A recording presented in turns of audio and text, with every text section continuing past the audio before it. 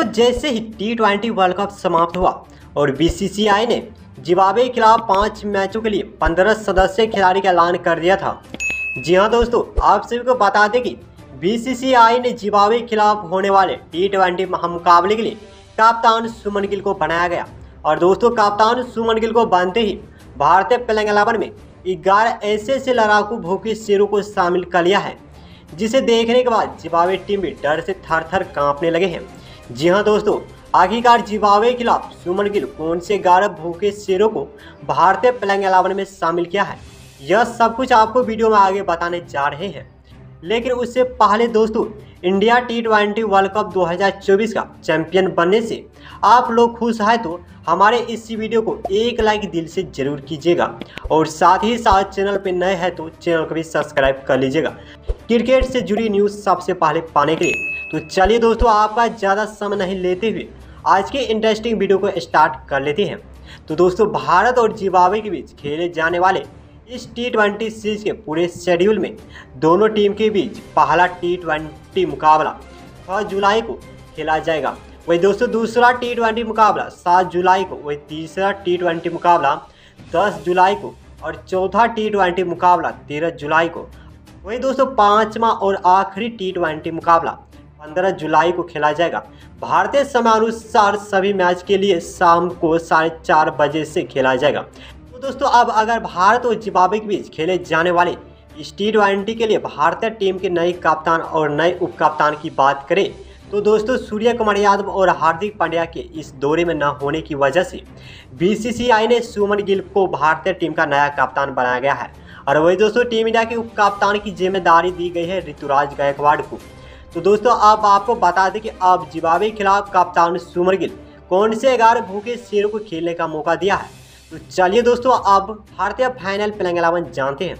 तो दोस्तों ओपनिंग करते हुए दिखाई देने वाले हैं कप्तान सुमन गिल के साथ अभिषेक शर्मा पारी की शुरुआती करते हुए दिखाई देने वाले हैं।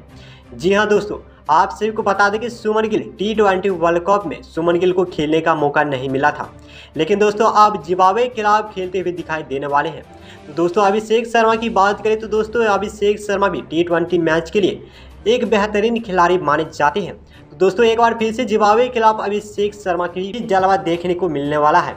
वही दोस्तों तीसरे ओपनर बल्लेबाज के तौर पर टीम इंडिया के उप कप्तान यानी कि ऋतुराज गायकवाड़ को टीम इंडिया में शामिल कर लिया है।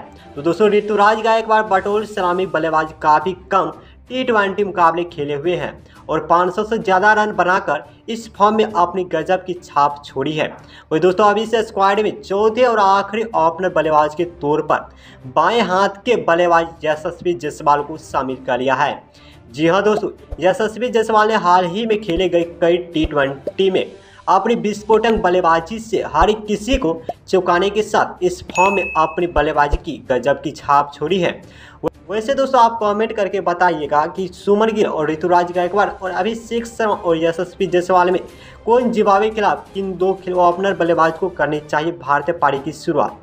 इस स्क्वाड में मिडिल ऑर्डर बल्लेबाज की बात करें तो दोस्तों बीसीसीआई ने 2 बेहतरीन मिडिल ऑर्डर के बल्लेबाजों को दिया है मौका।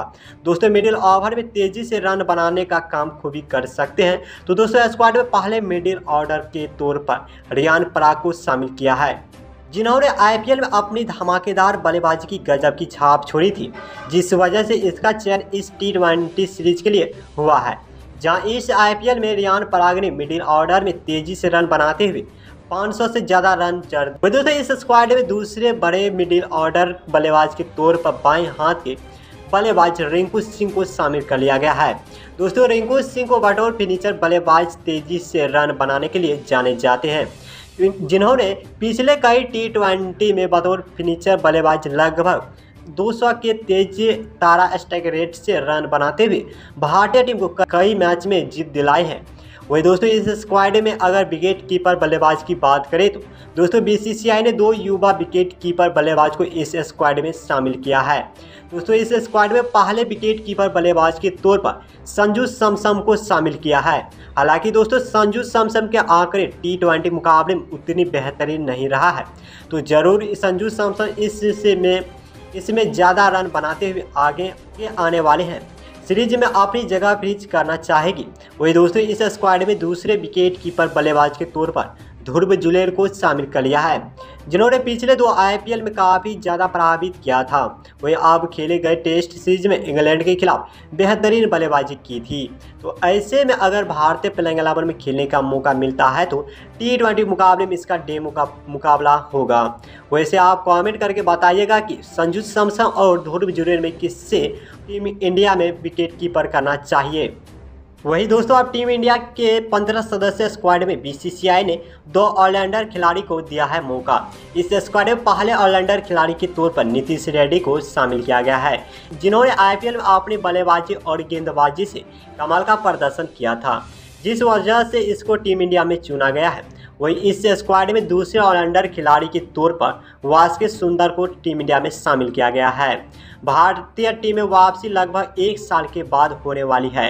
वहीं पर वास्के सुंदर ने आखिरी T20 मुकाबले में बल्लेबाजी न सही लेकिन गेंदबाजी के तौर पर कमाल की गेंदबाजी करने के लिए देखने को मिलता है।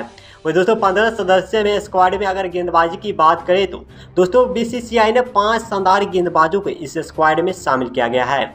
और दोस्तों, स्क्वाड में पहले गेंदबाज के तौर पर लेग स्पिनर गेंदबाज यानी कि रवि बिश्नोई को शामिल किया गया है, जिन्होंने अपने प्रदर्शन से T20 में काफ़ी कम मुकाबले खेले हुए हैं और 4 से ज़्यादा विकेट लेकर किसी को चैंपियन किया है। इस स्क्वाड में दूसरे गेंदबाज के तौर पर दूसरा देशपांडे को शामिल किया गया है, जिन्होंने इस साल खेले गए IPL में मुकाबले में अपनी शानदार गेंदबाजी से लगभग 17 विकेट निकालकर कमाल की गेंदबाजी की थी। वहीं अब दूसरा देशपांडे को प्लेइंग 11 में खेलने का मौका मिल गया है, तो दोस्तों उसका T20 में डेमो का मुकाबला होगा। इस स्क्वाड में तीसरे गेंदबाज के तौर पर तेज गेंदबाज आवेश खान को मौका दिया गया है, जिन्होंने अगर हम T20 मुकाबले में आखिरी की बात करें तो दोस्तों आवेश खान पावर प्ले में अपनी घातक बल्लेबाजी से 20 से ज़्यादा विकेट चटकाकर कमाल की गेंदबाजी की है। इस स्क्वाड में चौथे गेंदबाज के तौर पर तेज गेंदबाज बिहार के लाल मुकेश कुमार को खेलने का मौका मिल गया है, जिसको हम हेड ओवर में कमाल की गेंदबाजी करने के लिए जाने जाते हैं। वही दोस्तों, मुकेश कुमार इस फॉर्म में लगभग 15 विकेट चटकाए हैं। इस स्क्वाड में 5वें और आखिरी गेंदबाज के तौर पर बाएं हाथ के अखिल अहमद को शामिल किया गया है। इस सीरीज में खेले गए IPL में अपनी बेहतरीन गेंदबाजी की कमाल की छाप छोड़ी है। वहीं पर T20 मुकाबले में अखिल अहमद ने 15 से ज़्यादा विकेट चटकाए हैं। तो दोस्तों, यही रहने वाले हैं जिम्बाब्वे के खिलाफ सुमन गिल की खतरनाक प्लेइंग 11।